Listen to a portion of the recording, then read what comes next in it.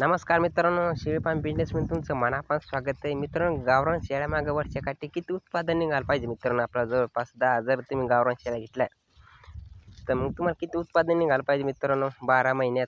तर 12 महिन्यात मित्रांनो 2 ऋतू असते, पावसाळा येऊ शकतोय आणि उन्हाळ्यात येऊ शकतो मित्रांनो. मग आता बकरा तर 2 डिपेंड आहे मित्रांनो. पावसाळ्यात रक्कम जास्त येते, कमी येते मित्रांनो, आणि उन्हाळ्यात जास्त येते मित्रांनो. काय होतं माहिती आहे का उन्हाळ्यात? आता उन्हाळ्यातलं सांगतो मित्रांनो. उन्हाळ्यात काय होतं मित्रांनो, बकऱ्याला हरभरा खाण्यात येते, तुरीची शेंगा खाण्यात येते, तुरीचा पाला खाण्यात येतोय, आणि त्या वातावरण चांगलं राहतं मित्रांनो. म्हणजे कोरडंच वातावरण राहतं तेव्हा आपल्या शेळ्याची पिल्याची बोकड्याची रक्कम चांगली भेटते मित्रांनो. आणि तुम्ही काय करायचं मित्रांनो, ज्यावेळेस तुम्हाला रक्कम जर बकऱ्याची बोकड्याची पाठीची घ्यायची असेल, तुम्ही त्यावेळेस काय करायचं, बकऱ्याला 2-2 अडीच महिन्याच्या नंतर काय करायचं, जंतनाचं औषध पाजायचं मित्रांनो. याने काय होतं मित्रांनो, जे झाड पालावरचे जंताचे किडे काडे असतात ते पोटामध्ये साठा होतं मित्रांनो. साठा झाल्यानंतर काय होतं, आपण जर किती खोराक पाणी द्याला तर बकऱ्याच्या अंगी लागत नाही मित्रांनो. मग तुम्हाला काय करणं आहे, अल्बमार, हायटेक, निलजान, ओरमापर अशी काय औषधं असतं मित्र मेडिकलमध्ये. तुम्ही 2-2 अडीच महिने झाल्यानंतर बकऱ्याला हायटेक, निलजान, ओरमापर असं पाडण्यास सुरुवात करायची मित्रांनो. याने काय होतं, ते जंतागिंत असतं ते शेळीच्या पोटातले बकऱ्याच्या पोटातले सगळे बाहेर पडतात मित्रांनो. मग ते पाडल्यानंतर काय ते बकऱ्याच्या अंगी लागण्यास सुरुवात होते मित्रांनो. जर तुमच्या बकऱ्या अंगी लागलं मित्रांनो, तुम्हाला चांगली किंमत भेटते मित्रांनो.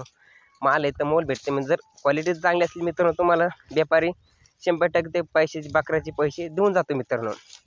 तर मग आपल्याजवळ जवळपास उन्हाळ्यातले बकरं भरपूर किमतीने जातात मित्रांनो. त्यावेळेस आपलं बकऱ्याला सोयाबीन, मग गव्हाच्या वांब्या, हरभऱ्याचे गट्टे असे खाण्यात येते मित्रांनो. कधी? उन्हाळ्यात मित्रांनो. मग उन्हाळ्याची किंमत जर तुमच्याजवळ पिले मरदड होत नाही उन्हाळ्यात, काही नाही मित्रांनो. जवळपास 20 पिले होते मित्रांनो 6 महिन्यात तुम्हाला 10 शेळ्याचं मित्रांनो. जवळपास 20 पिले जर तुमच्याकडून एखादं काढण्यात आलं, उकलं चुकलं, काही लागण्यात आलं, जवळपास तुमचे जर पिले 18 पिले जर राहिले तुमचे उन्हाळ्यात मित्रांनो, आणि 2 मिले जर मरदड जरा समजा 2% मरदड झाली मित्रांनो, जर 18 पिले राहिलेत, जर तुम्ही उन्हाळ्यातले बकरू ते 9 हजारांनी दिलं मित्रांनो, 10 बकऱ्याचे 90,000 रुपये होते. 9 8 72 सगळं टोटल मित्रांनो एवढे झाले मित्रांनो. 9 गुणिले 18 72 म्हणजे 1,62,000 रुपये 6 महिन्याची पिले झाली मित्रांनो. किंमत ही 18 पिल्याची किंमत झाली मित्रांनो उन्हाळ्यातल्या पिल्याची. आणि पावसाळ्यातले बघूया आता मित्रांनो.